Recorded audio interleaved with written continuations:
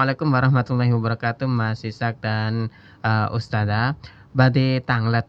Saya itu bersama suami sudah merencanakan untuk bisa membimbing anak. Kita jaga betul anak kita 2 tahun, 3 tahun. Semenjak anak ini dewasa akhir-akhir tahun ini, ya anak-anak kami ini sulit untuk melakukan hal-hal yang baik, tanda kutip kebaikan ya, seperti melaksanakan ibadah ataupun yang lainnya. Kemungkinan terkena pengaruh dari lingkungan-lingkungan anak kami. Tetapi kita sudah juga menimbang untuk memberikan pendidikan yang baik di dalam keluarga. Tetapi lagi-lagi lingkungan juga mempengaruhi dan lebih besar. Nah, itu caranya bagaimana agar kita sebagai orang tua itu mampu menjaga anak-anak kita dari buruknya lingkungan-lingkungan yang di sekitar anak-anak kita. Karena lingkungan itu biasanya lebih lama daripada keluarga jika sudah anak mulai dewasa. Terima kasih, mohon pencerahannya. Satu aja Mas Ishak atau ada lagi? Satu.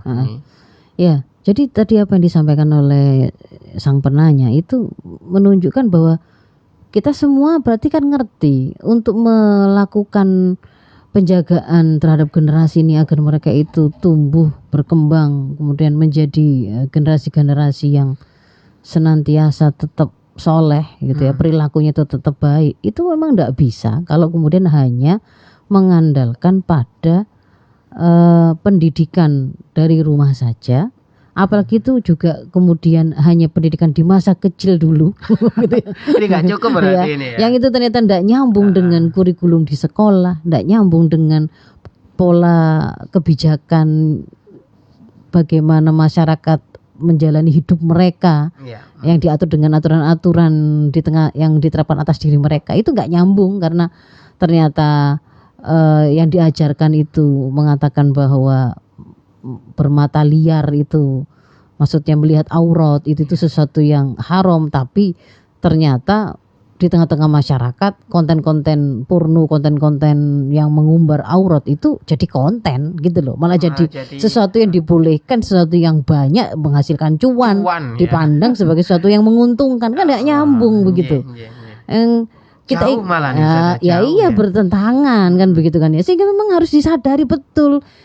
Kita itu tidak boleh sekedar berpikir bagaimana mendidik dan menyiapkan anak kita itu jadi baik, nggak bisa kalau sekedar begitu, tapi dengan tetap membiarkan masyarakatnya jadi rusak dan memandang bahwa gak masalah lah orang lain rusak, anak orang lain rusak, pokoknya jangan anak saya.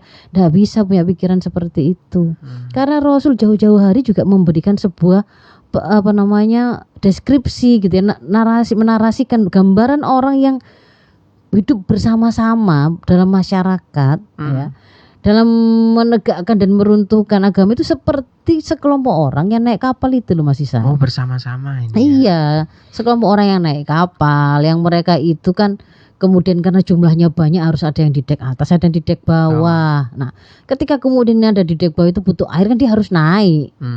Ketika satu saat dia berpikir saya itu butuh air, saya itu tempat yang paling dekat dengan air, kok kenapa harus naik ke atas? Kenapa gak saya lubangi saja tempat saya sendiri ini, sehingga juga itu gak akan merepotkan orang kan gitu kan ya. Toh tempat-tempat saya sendiri.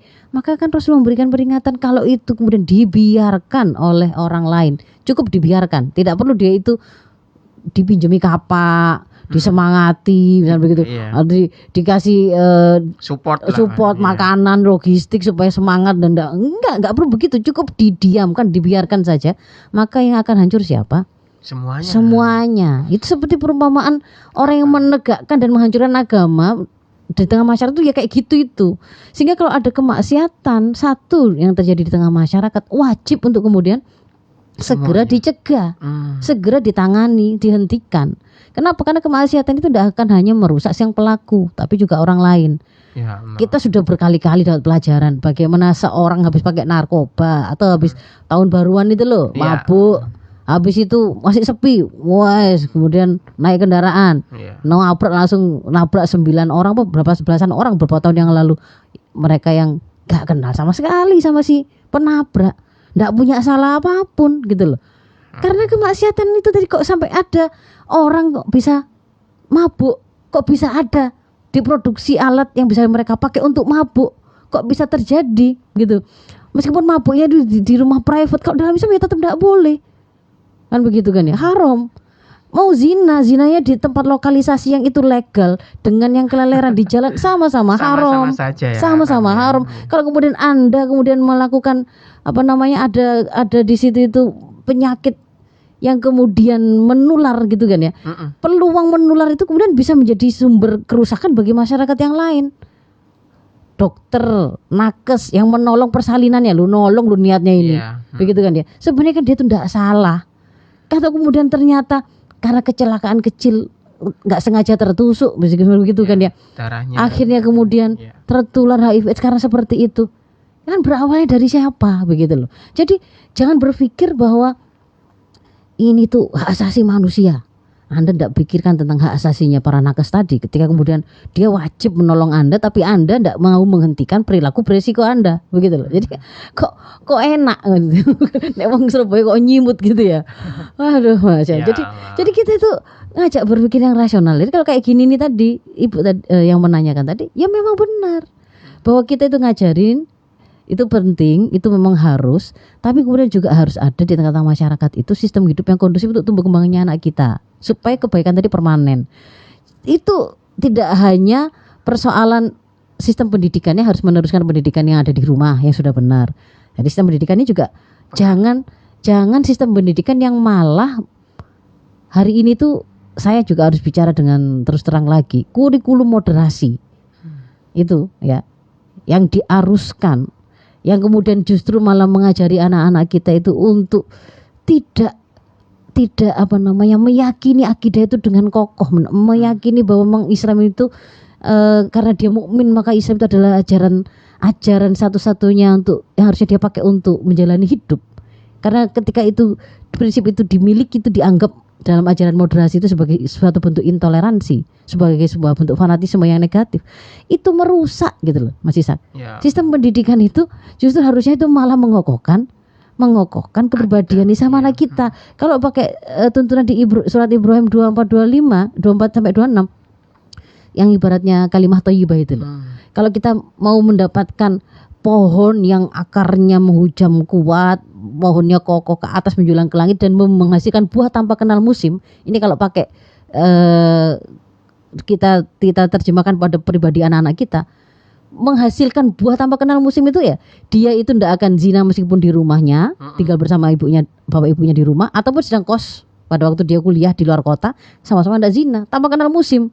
Meskipun dia itu waktu di pondok dia itu rajin sholat malam, waktu nanti sudah lulus dari pondok dia juga tetap sholat malam tanpa kenal musim, itu namanya menghasilkan. Iya, dia menutup aurat di depan, meskipun di depan orang tuanya, di depan mertuanya begitu ya, tapi kemudian tidak ketika main TikTok gitu terus buka, kan ada banyak gitu ya. Jadi kalau misalkan di luar orang-orang yang kenal, dia itu penutup auratnya, ternyata pada waktu bikin video TikTok dibuka semuanya, bahkan video call, video porno itu di situ. Nah, jadi kalau namanya kita mau memanen buah yang seperti itu, tidak kenal musim seperti itu berawal dari pohon yang kokoh.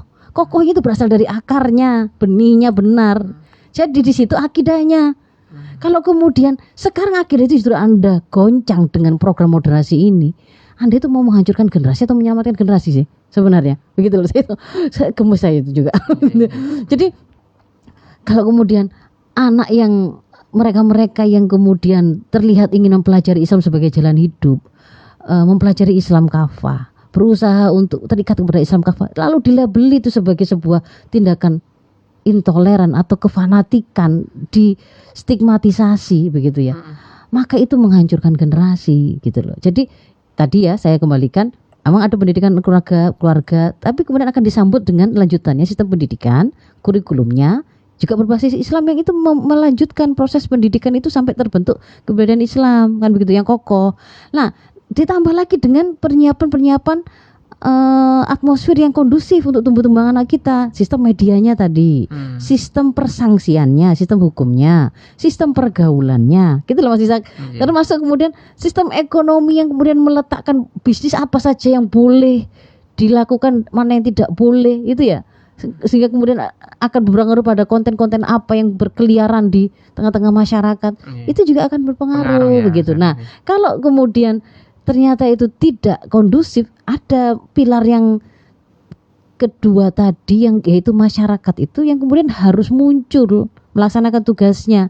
Dia harus melakukan koreksi, speak up. Kayak bentuk gini ini sebagai bentuk tanggung jawab saya sebagai bagian dari masyarakat, anggota masyarakat. Saya menyampaikan sebuah kritik kepada kebijakan apa yang sekarang diaruskan, kepada pola pikir rusak yang hari ini itu dinormalisasi, supaya kemudian ada yang juga berpikir oh ini berarti sudah banyak kesalahan yang sudah kita biarkan gitu ya.